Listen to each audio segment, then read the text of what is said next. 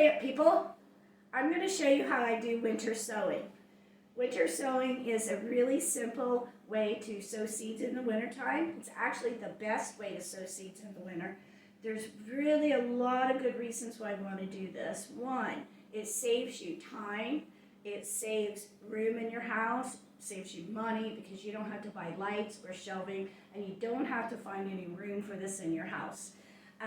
Outside, the seeds will come up when they're ready in the springtime, when the temperatures get to the perfect time for that particular seed in the container.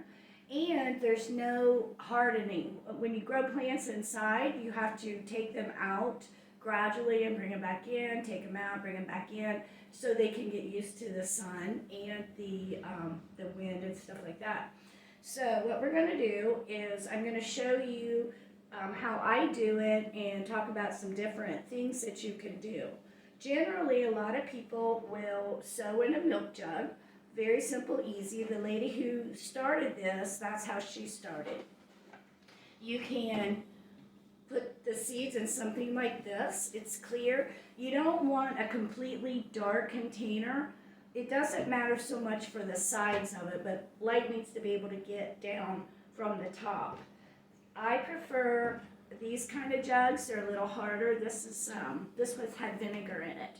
It's a little, you can see they're a little more sturdy than the milk jug. These are pretty hard too. The only bad part about this is there's not a whole lot of room in these, but if you're only sowing a few seeds, these will work great. And I do use these too. The first thing that we are going to do, we need to poke holes in the bottom for drainage. My favorite tool that I use is a wood burner.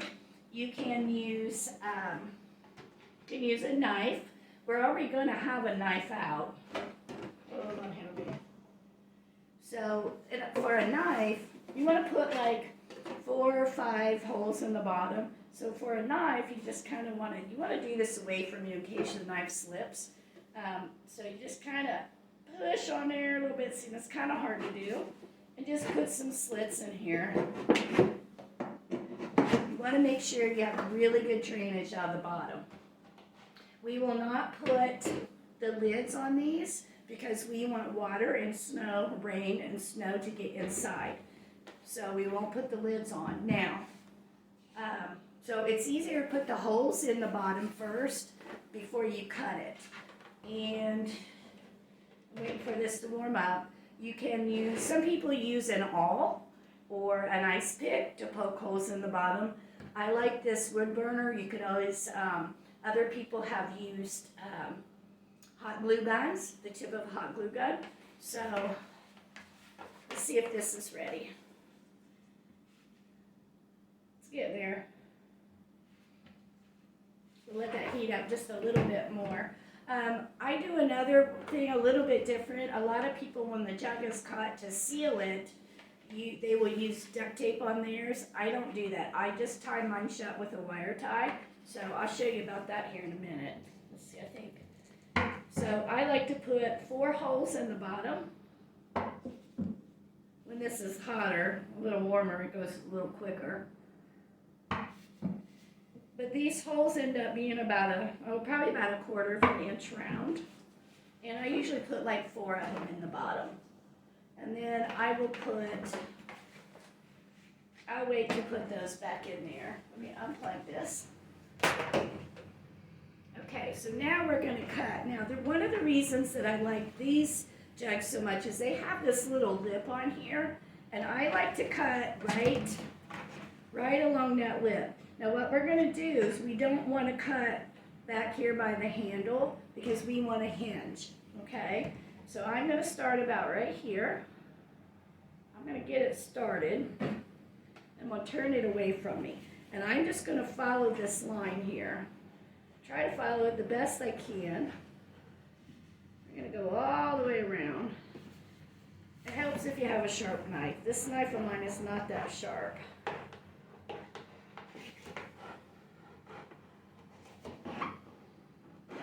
There are other ways to do this other than using jugs.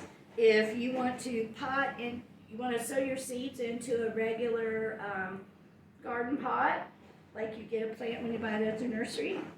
And you can put a shower cap over top of it. Or some people, see we have that hinge. Some people will go ahead and pot up in a bunch of like 4-inch pots. And then they will use a storage container. It's like, here's my storage container right here. You need a clear lid though. So my lid is white, but if I wanted to sow in, say, solo cups or just a regular, like a little regular pot, so I would fill all those up and my lid would go on the bottom. I would have to have a bunch of holes in the bottom here. Then I could take my clear top, flip it over on top to make like a little greenhouse effect, and then make sure that I have a hole in this piece every single place that there is a pot. Okay, and that works pretty good too. But you would have to, you know, the reason I don't do it that way is because I don't want to spend money on a tote. And also the plastic will break down really quick. You might get 1 year's use out of it, but the UV rays make the plastic really brittle. This plastic is already hard, and out in the sun it gets harder and much more brittle, and they don't last very long. Now I've heard of someone spraying it with a UV protectant spray. You could try that, but for now I do these. So I'll show you this a little bit later, but I'm going to end up tying mine together. So I just put a hole there, one about right there. Let me unplug this. Now you also want to you want to make sure you're in a room that has a lot of ventilation, because burning this plastic, it does have an odor, and you don't want to be breathing a whole bunch of that. Okay, so there, we talked about containers. Now we're going to talk about the soil you're going to put in. Do not use garden soil. Do not use seed starting mix. Seed starting mix is too dry. It won't hold enough moisture for you. You don't want to use garden soil, one, because it could get hard if it gets too dry, but also because it could have all kinds of critters in it. You don't know, it could have viruses. So we want to pre-moisten our mix. So I'm going to show you how much. Okay, so I'm going to grab some of this. Now, see all that water dripping out? That's a little bit too wet, okay? So then I have some over here. So I don't know if you can see this real well, but there's a little bit of water coming out around my fingers there, but it holds together a little bit. That's about how moist we want the soil. So, okay, so what we're going to do is we're going to put 3 to 4 inches of soil in the bottom of this.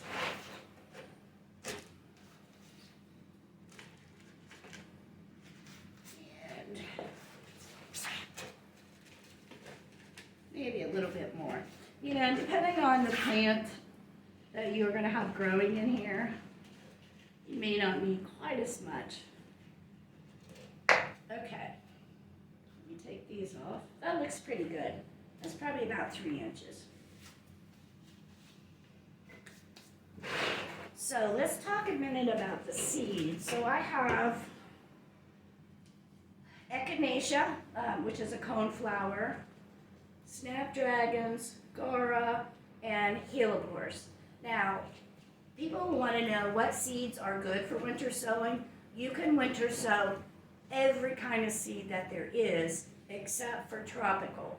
Any tropical plant seed cannot handle the actual freeze. The rest of seeds, they can handle the freeze. In the wintertime, the soil freezes and thaws, and it does,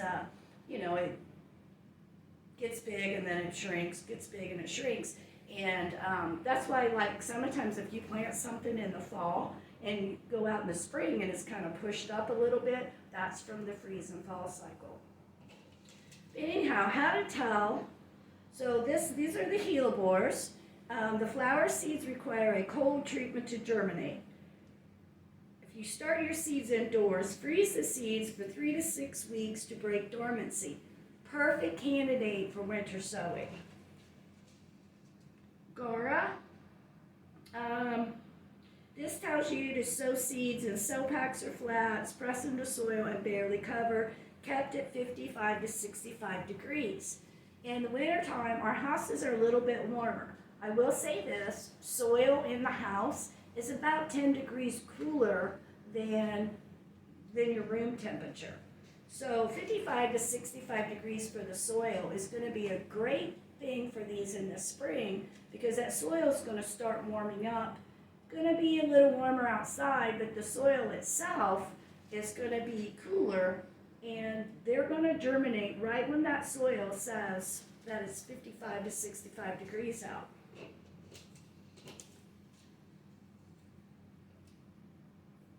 The coneflowers, these are Cheyenne Spirit Echinacea.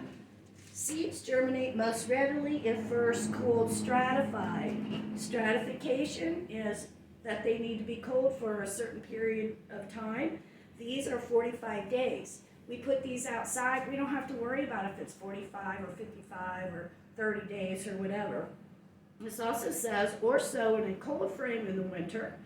This is kind of going to be like a cold frame. And the germination rate for non-stratified seeds can be low and erratic. So we're going to get better germination by putting these in this little mini greenhouse and putting them outside for the winter time. Excuse me. So now these seeds, oh, I can't get them out. That's going to be trouble. All right, let me try another one. Let's try the hellebores. Now hellebore is it's a perennial, and they come out. They bloom in the in early winter, or late winter, I should say late winter. Oh, come on, seeds. Want to get every last one of them out of there. Okay, so how many is in here? There's just 10 seeds in here with a germination rate of 75%. So not all of them are going to germinate. And putting them outside and letting nature do the growing is easier. So I'm just going to drop these in, kind of spreading them out just a little bit, giving each one of them their own little space.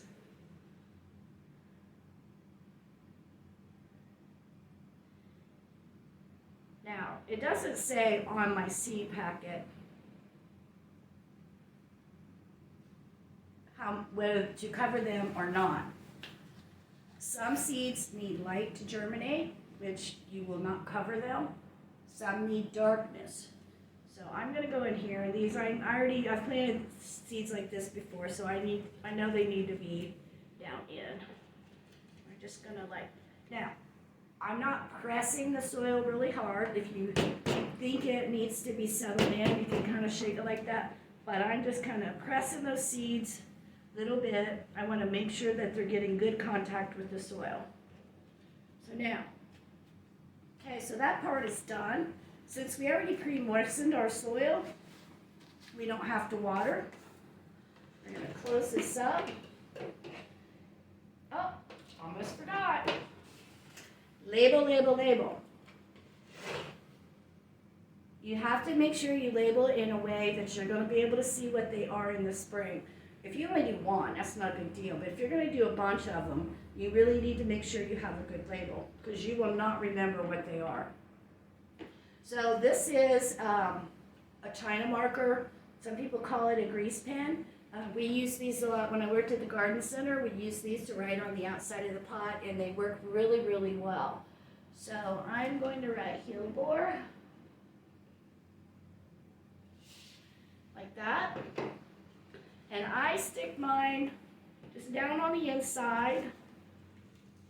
Let's see if I can show you that. And I push it way down in there underneath the dirt. I don't know if you can see that.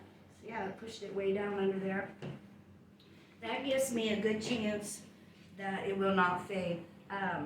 Sharpies will fade in a heartbeat. Absolutely in a heartbeat. So I'm just running my wire through here. Like that.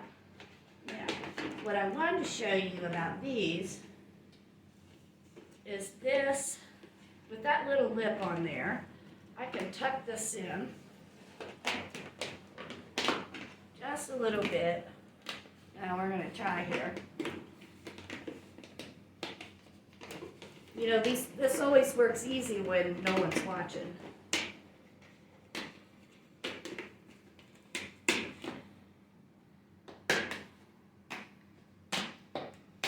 Okay, so there, that's pretty good. So I kind of overlapped it a little bit. Now, let me tie this off. And there's a little hole right there, but that's okay. It'll be fine. No lid on the top. We want water or rain. I don't know why I just said that, but it's still water. But we want snow and rain to be able to get down inside to help keep it moist. We have holes in the bottom for good drainage. And I pulled that up, so it doesn't really matter so much if it's tucked in or not. I just kind of like to do that. But I'm going to quit messing with it. Okay, so there we have it. And then I'm going to write on the outside too. We're going to see how this grease pencil does in the sun. So I'm going to write Hellebore. And today's date, not super important, but it gives me a reminder of it in the spring. Okay, and now I'm going to sit it outside. So that, folks, is how you do winter sowing. In the spring, when the weather starts warming, oh, where am I going to put this outside? In a partially shaded area, partially sun, partial shade, partial sun. Aren't they the same or not? I don't know. We don't want direct sun on here because it will get really hot inside of here. So we're going to put them in a place that's partially sunny. And in the spring, we will go out probably the end of March. We might start looking, checking, and make sure, you know, maybe even mid-March to make sure that the soil's still moist. All you got to do is just, you know, look down inside and see if they're moist or not, and give it some water. Give it a little bit of water if it looks dry.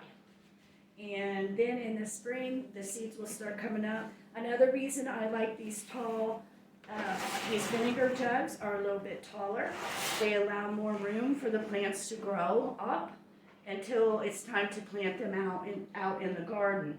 Now, one of these, okay, the Gara that I have here, it says it's to keep it 55 to 65 degrees for germination. So that's handled. We let Mother Nature take care of that.